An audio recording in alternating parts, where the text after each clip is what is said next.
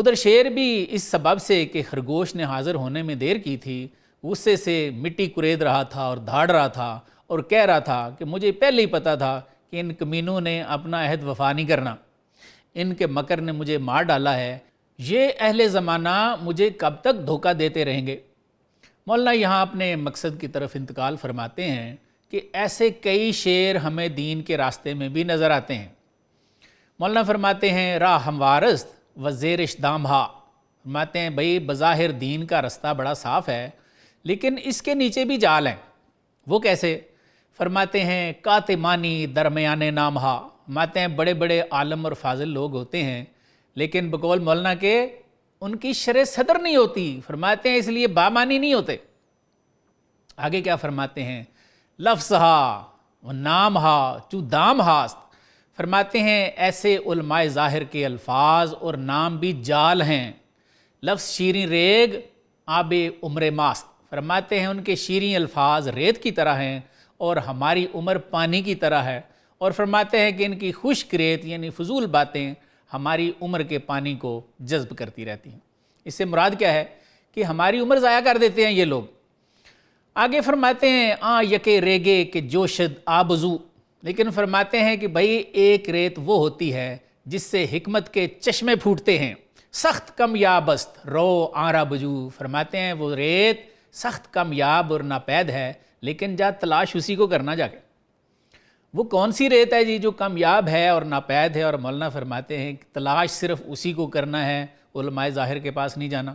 کیا لکھتے ہیں مولانا ہست آریگ اے پسر مرد خدا، فرماتے ہیں بیٹا وہ ریت مرد خدا ہے، کوئی ولی کامل ہے کہ بحق پیوست و از خود شد جدا، فرماتے ہیں وہ واصل باللہ ہو چکا ہے اور اپنی خودی سے دور ہو گیا ہے، اس کو تلاش کرنا ہے۔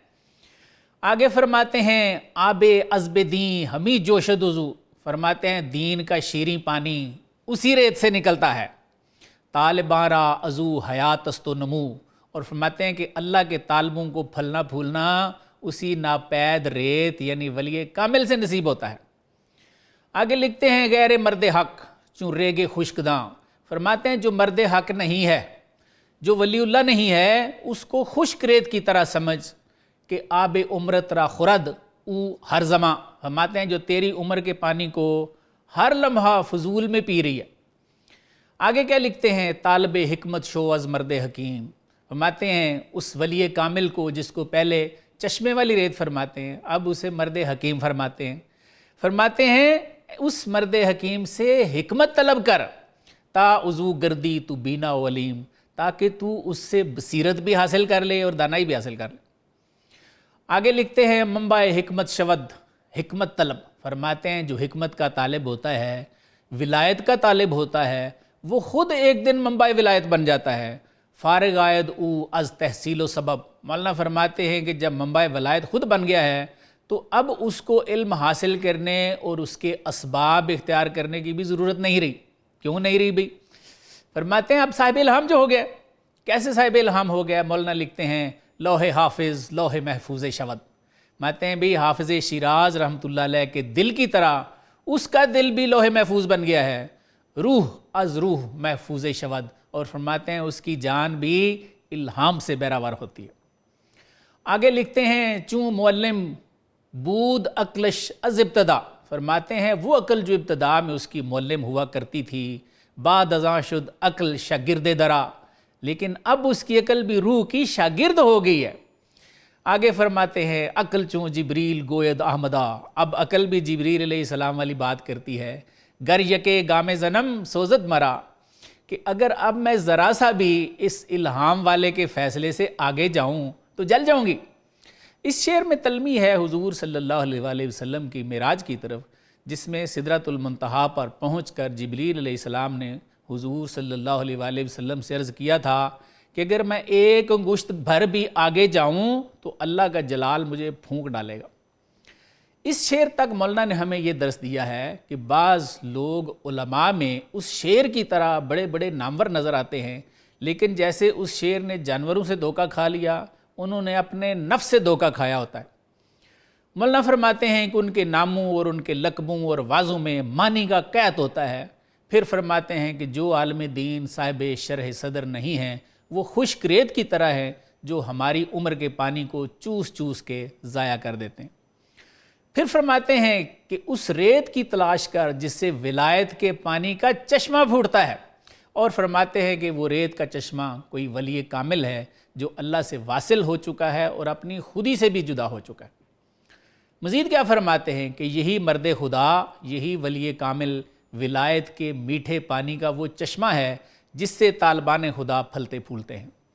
آگے ایک بڑی خاص بات فرمائی ہے کہ ایسے مرد حکیم سے، ایسے ولی کامل سے جو حکمت کا طالب ہوتا ہے وہ اس سے بصیرت اور باطنی علم حاصل کر لیتا ہے۔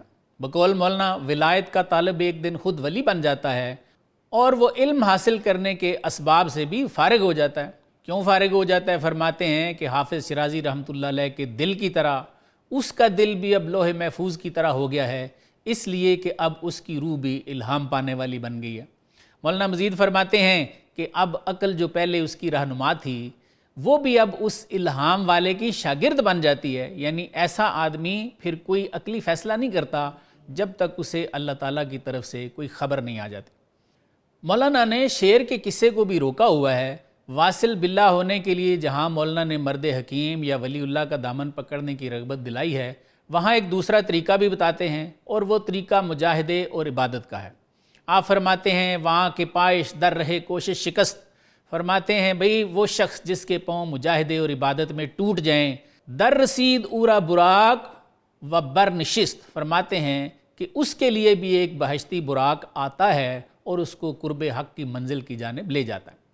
آگے فرماتے ہیں حامل دین بود او محمول شدہ، فرماتے ہیں کہ پہلے وہ دین کا بار اٹھانے والا تھا، اب خود سوار بن گیا ہے۔ قابل فرمان بود او مقبول شدہ، اور کیا کیا ہے اس نے؟ فرماتے ہیں قابل فرمان ہوا ہے اور اب مقبول بارگاہ لم یزل ہو گیا۔ مولانا فرماتے ہیں کہ میں نے دونوں طریقوں سے تمہیں وصل خدا کی تعلیم بتا دی ہے، اور اب تمہیں خبردار کرتا ہوں کہ تا ہوا تازہ است ایمان تازہ نیست۔ فرماتے ہیں خبردار سن لو لوگو، اگر ہوائے نفسانی تازہ ہے تو پھر ایمان تازہ کوئی نہیں ہے۔ چوں ہوا جز کفل آن دروازہ نیست، فرماتے ہیں یاد رکھو ہوائے نفس کے علاوہ کسی اور چیز نے تم پر اللہ کا دروازہ نہیں بند کیا ہوا، اسی چیز نے کیا ہوا ہے۔ مولانا فرماتے ہیں کردہ تعویل حرف بکر را، فرماتے ہیں مسلمان قرآن کی تو نے بہت بڑی تعویلیں کر لی ہیں، اس لیے الگ الگ فرقے بن گئے ہو۔ خیشرہ تعویل کو نئے ذکر را، اللہ نے تمہیں اپنے آپ کو بدلنے کے لیے فرمایا تھا، تم نے قرآن کی تعویل کر دی ہے۔